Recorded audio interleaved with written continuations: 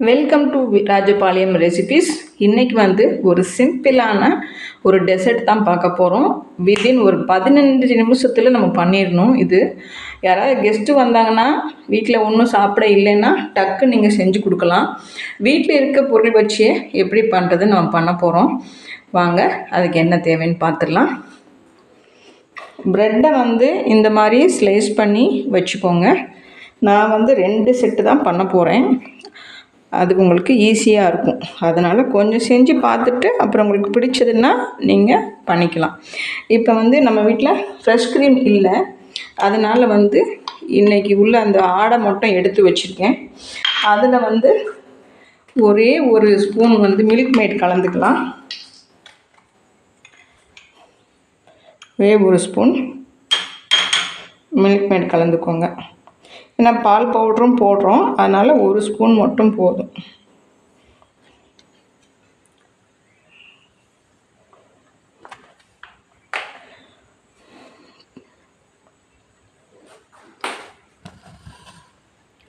ஒரு ஸ்பூன் போட்டுட்டு இந்த மாதிரி நல்லா கலந்து கொடுத்துக்கோங்க.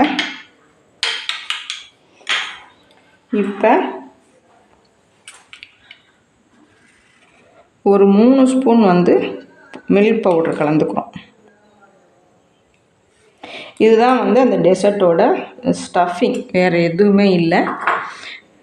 பார்த்திங்கன்னா அவ்வளோ ஒரு டேஸ்ட்டாக இருக்கும் இது. அவ்வளோதாங்க. இதை நல்லா மிக்ஸ் பண்ணி வச்சுக்கலாம்.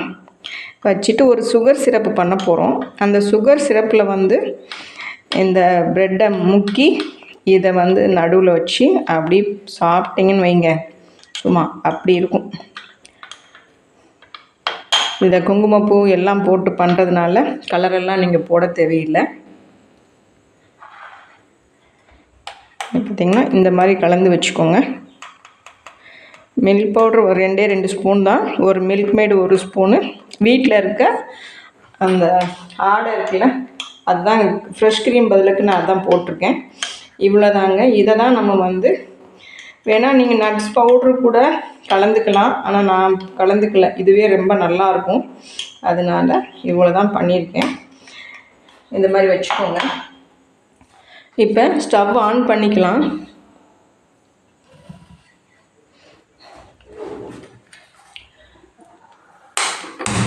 ஸ்டவ் ஆன் பண்ணிக்கோங்க. ஆன் பண்ணிவிட்டு இந்த குட்டி கப்பில் 1 கப்பு சர்க்கரை அப்படி போட்டுக்கலாம். போட்டுட்டு அடுப்பை சிம்லேயே வச்சுக்கோங்க. அதுக்கு ஒரு 1/4 கப்பு தண்ணி அப்படி ஊற்றிக்கோங்க. அவ்வளோதான்.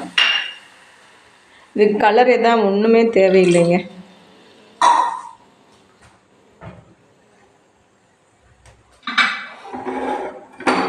இதுவே கேரமல் பண்ணி கூட நீங்கள் பண்ணலாம், ஆனால் தேவையில்லை. இதுவே நல்லா வந்துடும்.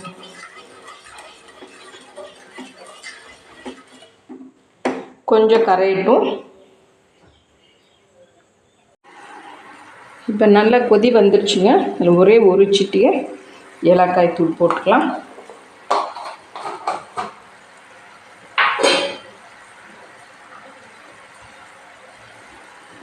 போட்டுட்டு கொஞ்சம் ஒரு கேசரி, அந்த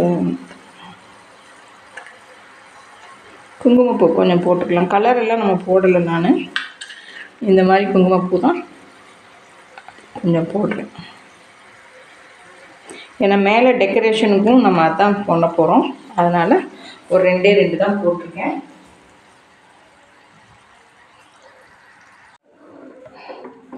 இப்போ அவ்வளோதாங்க. நல்லாவே சர்க்கரை நல்லா கரைஞ்சிருச்சு. இதை எடுத்து ஒரு பவுலில் கொட்டி வச்சுக்கலாம். கொஞ்சம் ஆறட்டும். அதுக்குள்ளே ஸ்டஃபிங் பண்ணிட்டு வந்துடலாம். அடுப்பை ஆஃப் பண்ணிடலாம்.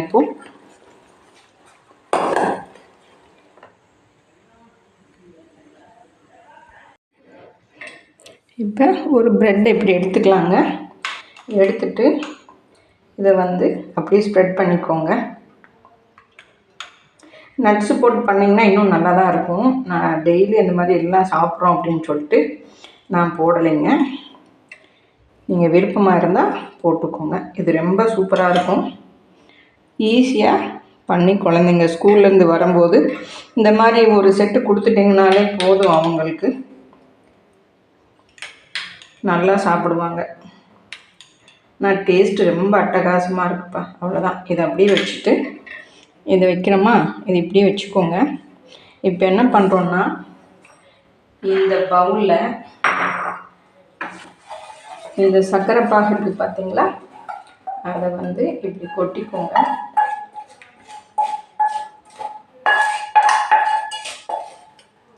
கொட்டிட்டு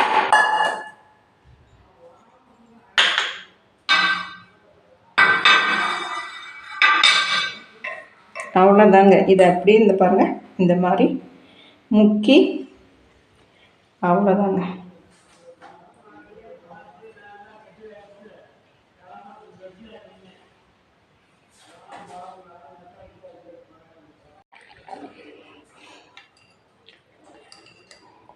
இவ்வளவே தாங்க.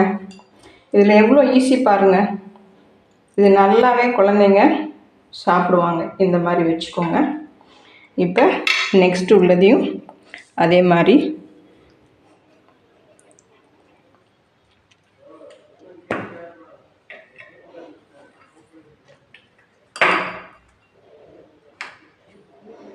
இந்த சர்க்கரை பாகில் நல்லா இப்படி போட்டுக்கோங்க. இது பார்க்கவும் அவ்வளோ நல்லாயிருக்கும், டேஸ்ட்டும் சூப்பராக இருக்குங்க.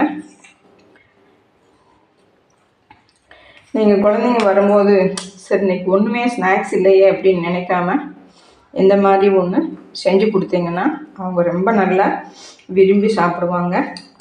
ஈஸி பாருங்கள், எவ்வளோ ஈஸி பாருங்கள். இது ஃபில்லிங்காகவும் இருக்கும் குழந்தைங்க. இப்போல்லாம் எல்லா டியூஷனுக்கு அங்கே இங்கே எல்லாமே பிள்ளைங்கள அனுப்புகிறீங்கள, அப்போ வந்து அவங்களுக்கும் பசிக்காமல் ஃபில்லிங்காக இருக்கும்.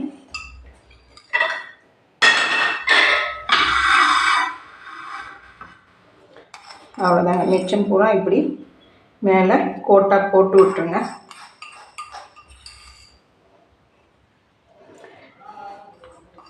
நம்ம குங்குமப்பூ எல்லாமே போட்டதுனால குழந்தைங்களுக்கு ரொம்ப நல்லது தான். இங்கே பாருங்கள், சூப்பராக இருக்கும், பார்க்கவும் நல்லாயிருக்கும், சாப்பிடவும் நல்லாயிருக்கும். இதுக்கு மேலே அலங்காரத்துக்காக நான் வந்து செர்ரி வைக்கலான் இருக்கேன். ஒரு செர்ரி இப்படி வச்சுக்கோங்க. அவ்வளோதாங்க.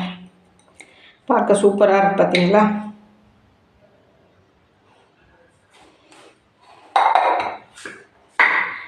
இப்போ அருமையான பிரெட் டெசர்ட் ரெடி ஆகிடுச்சு. சாப்பிட்டு பார்த்துட்டு சொல்கிறேன் பாருங்கள், எவ்வளோ சூப்பராக இருக்கும் பாருங்கள். பாருங்கள், இந்த மாதிரி